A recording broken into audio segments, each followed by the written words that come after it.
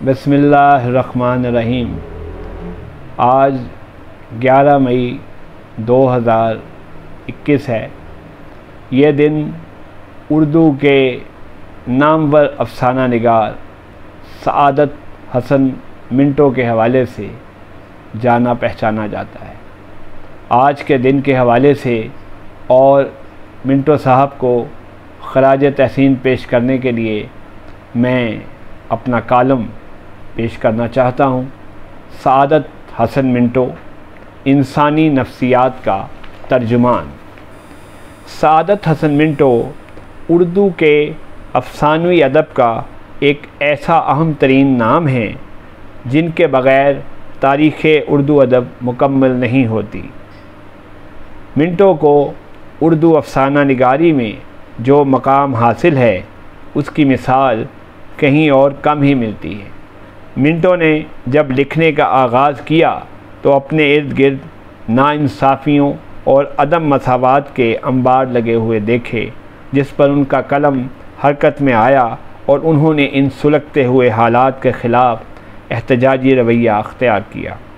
जब उनके कलम से बाग़ियाना तहरीरें फूटने लगीं और वो हक़ाइक़ की तर्जुमानी करने लगे तो मुआशरे ने उन्हें कबूल नहीं किया और समाजी व मुआशरती मसाइल की तलख़ियों को बयान करने पर न सिर्फ उन पर फतवे लगे बल्कि बात अदालत तक जा पहुंची।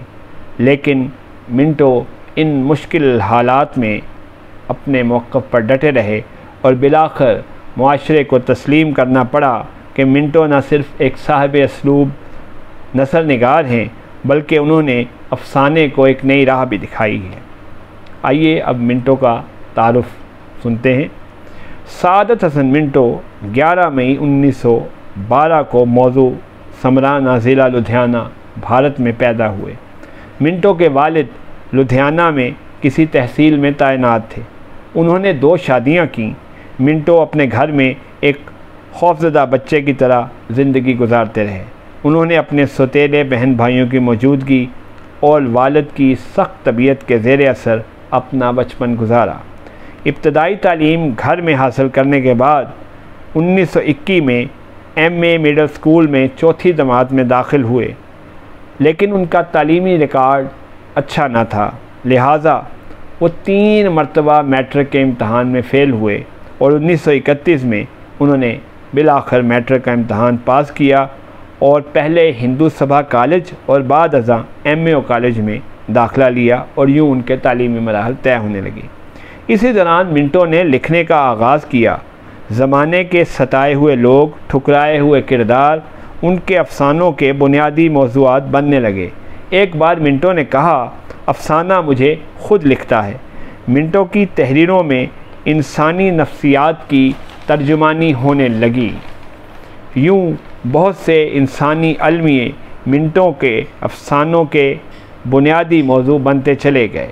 मंटो इंसानी नफ्सियात और रवैयों की मंजर कशी करने लगे और देखते ही देखते अदबी दुनिया में उनका कद काट बढ़ने लगा। इस दौरान तक़सीम पाक व हिंद का मरहला आया। मंटो ने पाकिस्तान बनने के बाद बेहतरीन अफसाने लिखे और अपनी तहरीरों में जा बजा उन हालात को भी बयान किया जब तक़सीम के वक्त होने वाले फसादात में बहुत से मासूम मारे गए और बेशुमार इज़्ज़तें पामाल हुईं। उनके मशहूर अफसानों में टोबा टेक सिंह, खोल दो, काली शलवार, ठंडा गोश्त और धुआं शामिल हैं।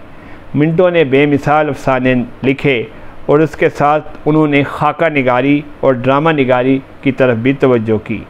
मंटो के अफसानी मजमूओं में धुआं, नमरूद की खुदाई, बुरके, फंदे, शिकारी औरतें, सरकंडों के पीछे, गंजे फरिश्ते, बादशाहत का ख़ात्मा, शैतान, ऊपर नीचे के दरमियान, नीली रगें और काली शलवार वगैरह शामिल हैं।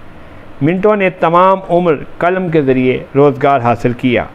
उन्हें अदबी दुनिया में भरपूर अंदाज में मुतारफ़ कराने का सेहरा बारी अलीक के सर जाता है। अलीक साहब ने मंटो में मुताले का ज़ौक़ पैदा किया और मंटो ने मुल्की और गैर मुल्की अदब न सिर्फ पढ़ा बल्कि इस मुताले ने उनकी सोच को भी जिला बख्शी। मंटो ने मुख्तलिफ़ अखबारात व जराइद में बतौर सहाफ़ी काम भी किया। इनमें रोज़नामा मसावात, रोज़नामा अमृतसर, हफ्त रोज़ा मुसव्विर बम्बई, हफ्त रोज़ा पारस लाहौर, माहनामा हमायूं लाहौर, माहनामा आलमगीर, हफ्त रोज़ा कारवां, हफ्त रोज़ा कहकशां, सहमाही उर्दू अदब और रोज़नामा मगरबी पाकिस्तान शामिल हैं। मिंटो एक बाकमाल अदीब थे, लिहाजा जब वो बम्बई से दिल्ली मुंतकिल हुए तो ऑल इंडिया रेडियो में भी मुलाजमत की और 150 रुपये पर मुआवजे पर बतौर ड्रामा निगार उन्होंने ये काम किया। यहाँ मिंटो ने तकरीबन 1.5 साल में 100 से ज़ायद आला पाए के ड्रामे लिखे। इसी दौरान उन्हें शौकत हुसैन रिजवी ने फ़िल्म की कहानी लिखने की पेशकश की और यूँ मिंटो फ़िल्मी दुनिया में चले गए। मिंटो ने 10 से ज़्यादा फ़िल्मों की कहानियाँ भी लिखीं। इनमें बंजारा, नौकर, मिड बेगम, 8 दिन, चल चल रे नौजवान, आगोश और गालिब शामिल हैं। उन्होंने बतौर अदाकार भी एक फ़िल्म 8 दिन में काम किया, ताहम उनकी असल पहचान अफसाना निगारी ही रही। ये और बात है कि मिंटो के लिखे हुए खाके और ड्रामे भी अपनी मिसाल आप थे। वो एक साहिबे असलूब नसर निगार थे जिन्होंने उर्दू अफसाने को नित नई राहों से और नित नए रास्तों से रोशनास कराया। उन्होंने अपने अफसाने में ऐसे इंसानी अलमियों को तहरीर किया जिन पर पहले कम ही कलम उठाया गया था। उनका तर्ज़ तहरीर बेबाकाना होने के बावजूद भी हक़ाइक़ का तर्जुमान रहा। वो अपनी शख्सियत का हसासमंद अपनी तहरीरों में जिस खूबसूरती से शामिल करते रहे वो उन्हीं का हिस्सा है। उन्होंने जिस अंदाज़ में उर्दू अफसाने में मौज़ूआती तब्दीली को दाखिल किया और मुआशरती मसाइल और हालात की सफाकी को अपनी तहरीर में मुंतकिल किया, इसके लिए वो यकीनी तौर पर मुबारकबाद के मुस्तहिक हैं। मिंटो की शख्सियत और अदबी कारनामों पर न सिर्फ बड़े बड़े अदबी जराइद के नंबर शाये हुए बल्कि कई कुतब भी मंजर आम पर आईं और यह सिलसिला अब भी जारी व सारी है। इसके अलावा मिंटो की सवाने हयात पर पाकिस्तान और भारत दोनों ममालिक में फ़िल्में भी बन चुकी हैं। मिंटो का फ़न लाजवाल है।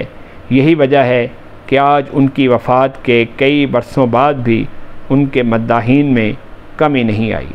मिंटो ने 18 जनवरी 1955 में सिर्फ़ 43 बरस की उम्र में वफ़ात पाई और अदबी दुनिया में अमर हो गए। खुदा हाफिज़। सलाम मिंटो।